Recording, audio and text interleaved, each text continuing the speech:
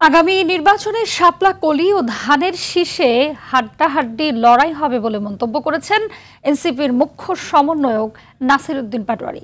তিনি বলেন, একই দিন গণভোট ও জাতীয় নির্বাচন হলে সমস্যা নেই। নির্বাচন কমিশনের সঙ্গে বৈঠকের পর এই মন্তব্য করেন তিনি। এ সময় আগামী 18 নভেম্বরের চূড়ান্ত ভোটার তালিকা প্রকাশ করার কথা জানান ইসি সচিব। বলেন, এই তালিকা দিয়েই আগামীর জাতীয় সংসদ নির্বাচন অনুষ্ঠিত হবে। বিস্তারিত জানাচ্ছেন সর্দার রাজীব। রোববার বিকালে নির্বাচন কমিশন ভবনে ইসির সঙ্গে এনসিপির মুখ্য সমন্বয়ক নাসির উদ্দিন পাটোয়ারির নেতৃত্বে 3 সদস্যের একটি প্রতিনিধি দল বৈঠক করে। বৈঠকের পর দলের মুখ্য সমন্বয়ক জানান, আগামী নির্বাচনে শাপলাকলি প্রতীক নিয়ে নির্বাচন করবে এনসিপি। এছাড়াও গণভোট ও জাতীয় নির্বাচন একই দিন হলেও কোনো সমস্যা নেই তাদের।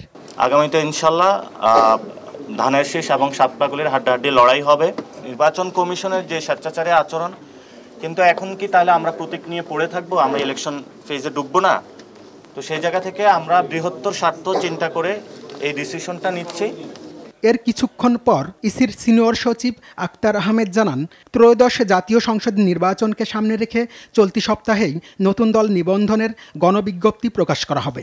এই মুহূর্তে আমি আপনাকে আরো পরে বলতে পারবো, তার কারণ হচ্ছে যে কিছু কিছু জায়গায় আমাদের এখনো মাঠ পর্যায়ে কিছু তদন্ত বাকি আছে। এ সময় তৃতীয় ধাপের মতো ভোটার তালিকা প্রকাশ করেন আক্তার আহমেদ। বাংলাদেশের ভোটারের সংখ্যা হচ্ছে 12,76,12,384।